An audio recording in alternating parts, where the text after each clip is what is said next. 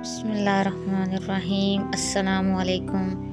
ایک عورت نے ایک عالم سے پوچھا، میں اپنے بچوں کے ساتھ ایسا کیا کروں کہ فجر کے وقت نماز کے لیے گہری نیند کے باوجود انہیں اٹھا سکوں؟ عالم نے کہا، تم اس وقت کیا کرو گی جب بچے گہری نیند سو رہے ہوں اور گھر میں آگ لگ جائے؟ عورت نے کہا، میں انہیں جگاؤں گی۔